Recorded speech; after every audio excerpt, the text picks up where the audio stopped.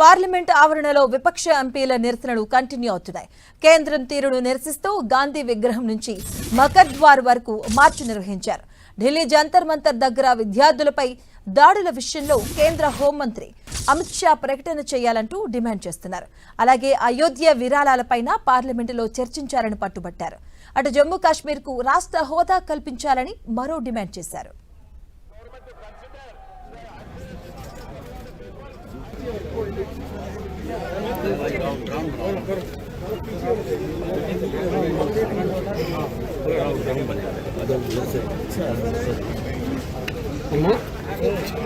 पीछे चले जाएंगे।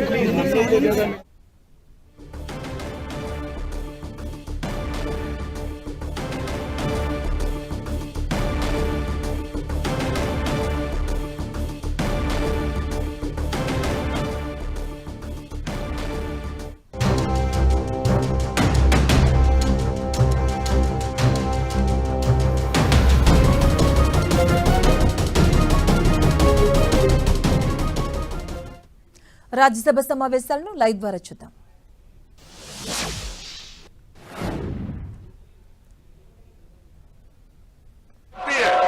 सभापति महोदय, इस ऐतिहासिक पल का साक्षी बनने का सौभाग्य मुझे भी प्राप्त हुआ कि ये जींद से शुरू हुई।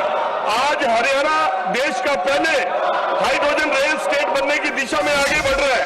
हरियाणा में एक बात कही जाती है, काम ऐसा करो कि दुनिया देखती जाए। आज भारत ने वही करके दिखाया जो तकनीक कभी दुनिया के चुनिंदा देशों तक सीमित थी, आज वह भारत की धरती पर दौड़ रही है। माननीय सभापति महोदय, मैं रेल मंत्री जी से आग्रह करता हूं कि इस ऐतिहासिक पहल का विस्तार करते हुए जींद वाया पानीपत वाया रोहतक और हिसार की तरफ से भी इसकी एक्सटेंशन की जाए, ताकि वहां के किसानों को, मजदूरों को एक जो ग्रीन एनर्जी का एक एग्जाम्पल है पूरी दुनिया में, पर्यावरण को प्रदूषण किए बिना डीजल के विकल्प के रेल इंजन चलाने की शुरुआत की जाए, ताकि लोग इसका लाभ उठाकर एक सस्ती सेवा का और पर्यावरण को भी फायदा देने वाली एक तकनीक का उपयोग हो। धन्यवाद। श्रीमान हरीश बीरवान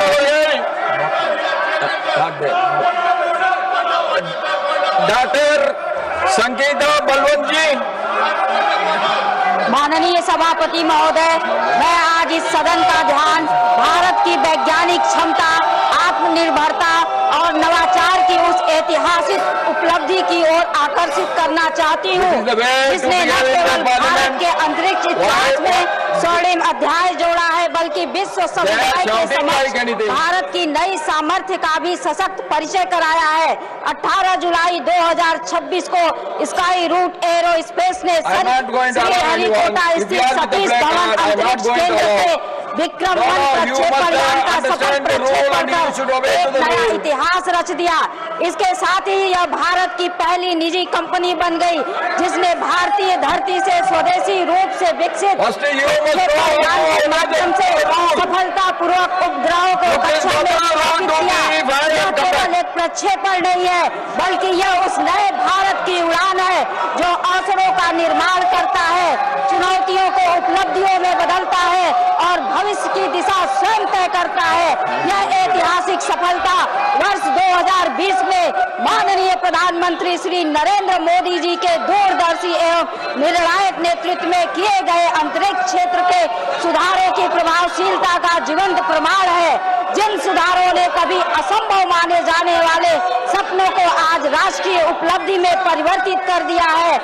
श्री नरेंद्र मोदी जी के नेतृत्व में भारत का अंतरिक्ष क्षेत्र अब केवल सरकारी संस्थानों तक सीमित नहीं रहा, बल्कि नवाचार, स्टैंड अप संस्कृति, उद्यमता और सार्वजनिक निजी सहभागिता पर आधारित एक सशक्त राष्ट्रीय आंदोलन का स्वरूप ग्रहण कर चुका है। मोदी जी के नेतृत्व में आज का भारत का युवा केवल रोजगार खोजने वाला नहीं, बल्कि विश्व को नई तकनीक और नए समाधान देने वाला उभर रहा है। विक्रम 1 द्वारा उपग्रहों के सफल प्रक्षेपण के साथ भारत संयुक्त राज्य अमेरिका और चीन के बाद ऐसा करने वाला विश्व का तीसरा देश बन गया है। स्वदेशी रूप से विकसित निजी प्रक्षेपण यान के माध्यम से कक्षीय प्रक्षेपण क्षमता का सफल प्रदर्शन किया है। मैं स्काई रूट, एरोस्पेस, इसरो, आईएन स्पेस तथा इस मिशन से जुड़े सभी वैज्ञानिकों, अभियंताओं और नव प्रवर्तकों को हृदय की गहराइयों से बधाई देती हूँ। उनके ज्ञान, परिश्रम, समर्पण और राष्ट्रभक्ति ने तिरंगे का गौरव अंतरिक्ष की नई ऊंचाइयों तक पहुंचाया है। अंत में दो पंक्तियां, हौसलों ने जब आसमान से आगे बढ़ने की ठानी है, हर उपलब्धि ने भारत की नई कहानी लिख डाली है। मोदी जी के नेतृत्व में बढ़ता विज्ञान, बढ़ता स्वाभिमान है। आज अंतरिक्ष भी कह रहा, विश्व गुरु बनने की ओर बढ़ता मेरा हिंदुस्तान है। विश्व गुरु की ओर बढ़ता मेरा हिंदुस्तान है। Now, Dr. V. Srinivasan ji. Sir, I raise this is an important issue, sir, the protection of employment.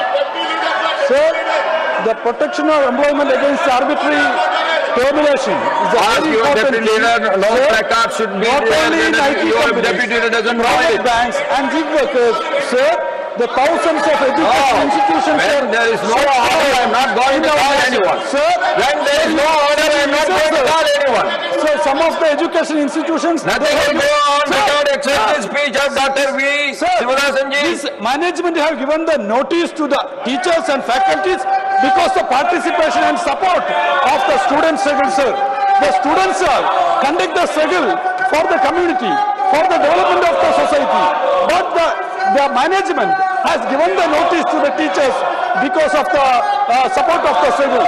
Sir, Please be on the subject. Sir, Please be on the subject. teachers, the faculty Nothing members. will go on record if you are deviating from the subject. It is about the private sector only. You should speak about only the private sector. You can give another notice. In You private can sector. another notice for another subject. I will allow you. In private Not on this sector. subject. Yes, sir. You please stick on to the My- subject. sir, Otherwise, your sir, speech sir, will not go on sir, record. sir. No, you are deviating. What I have to do? Sir, You are deviating. That forces me to interfere. Otherwise, you please stick on to your subject. That will go on record. If you are deviating from the subject, then that will not go on record. Sir, private sector institutions have given the notice to the faculty members, teachers and those who are supporting the student struggle. So that's a very painful thing, No, sir. no, no, no. How they It have has given the nothing to do with the termination student notice. struggle. That is not, The that has undemocratic nothing to manner do they are with doing any this student thing. struggle. Government And, should take necessary nothing- action again. No, you please stick on to your subject, otherwise it will not go on So the record. private sector, I'm going to, if you are deviating, I'm going to call the next. not only in the If you are deviating from the subject, I am going to call the next private person. sector banks, the institution. Dr. Kavita Patidar. धन्यवाद माननीय सभापति महोदय। मैं अपनी बात प्रारंभ करने से पहले देश के यशस्वी प्रधानमंत्री माननीय श्री नरेंद्र मोदी जी का और हमारे स्वास्थ्य मंत्री माननीय जगत प्रकाश नड्डा जी का हृदय से अभिनंदन करना चाहती हूं। उनके दूरदर्शी नेतृत्व में प्रारंभ की गई आयुष्मान भारत प्रधानमंत्री जन आरोग्य योजना ने करोड़ों गरीब, वंचित और जरूरतमंद परिवार को स्वास्थ्य सुरक्षा का अभूतपूर्व कवच प्रदान किया है। यह योजना केवल एक सरकारी योजना नहीं, बल्कि संकट की घड़ी में गरीब परिवारों के लिए आशा, विश्वास और संबल का माध्यम बनी है। इसके लिए मैं पुनः माननीय प्रधानमंत्री जी को धन्यवाद देती हूँ। माननीय सभापति महोदय, आज मैं स्वास्थ्य बीमा से जुड़े एक महत्वपूर्ण जनहित के विषय की ओर सरकार का ध्यान आकर्षित करना चाहती हूँ। आज देश का मध्यम वर्ग, नौकरी पेशा परिवार और वरिष्ठ नागरिक अपनी मेहनत की कमाई से निजी स्वास्थ्य बीमा पॉलिसियां खरीदते हैं। वे वर्षों तक नियमित रूप से प्रीमियम का भुगतान करते हैं, इस विश्वास के साथ कि आवश्यकता पड़ने पर यह बीमा उनके परिवार को आर्थिक सुरक्षा प्रदान करेगा। परंतु जब बीमारी का संकट आता है और बीमा का दावा प्रस्तुत किया जाता है, तब अनेक लोगों को अनावश्यक विलंब, बार-बार अतिरिक्त दस्तावेज की मांग, आंशिक भुगतान अर्थात बिना पर्याप्त कारण के दावा अस्वीकार किए जाने जैसी गंभीर कठिनाइयों का सामना करना पड़ता है। माननीय सभापति महोदय, मेरा सरकार से विनम्र अपेक्षा है कि स्वास्थ्य बीमा पॉलिसी जारी करते समय यह अनिवार्य किया जाए कि सरल, सहज और स्पष्ट भाषा में यह जानकारी प्रमुखता से दी जाए कि पॉलिसी में कौन कौन सी बीमारी एवं उपचार शामिल है, कौन कौन सी बीमारियां, परिस्थितियां अथवा उपचार इसके दायरे से बाहर है, प्रतीक्षा अवधि यानी वेटिंग पीरियड कितनी है, किन परिस्थितियों में दावा स्वीकार किया जाए और किन परिस्थितियों में दावा अस्वीकार किया जा सकता है, दावा प्रस्तुत करने की प्रक्रिया, आवश्यक दस्तावेज और समय सीमा क्या होगी। मैं सरकार से यह भी आग्रह करती हूं कि बीमा कंपनियों की जवाबदेही को और अधिक सुदृढ़ किया जाए ताकि दावा निपटान की प्रक्रिया को पारदर्शी, डिजिटल और समयबद्ध बनाया जा सके। यदि किसी वैध दावे में अनावश्यक विलंब या मनमानी की जाती है तो उसके विरुद्ध प्रभावी और त्वरित कार्रवाई सुनिश्चित किया जाए। माननीय सभापति महोदय, यदि बीमा व्यवस्था में पारदर्शिता, जवाबदेही और उपभोक्ता हितों की प्रभावी सुरक्षा सुनिश्चित की जाती है तो इससे करोड़ों परिवार को लाभ होगा। बहुत बहुत धन्यवाद। डॉक्टर मेहता विश्राम कुलकर्णी जी।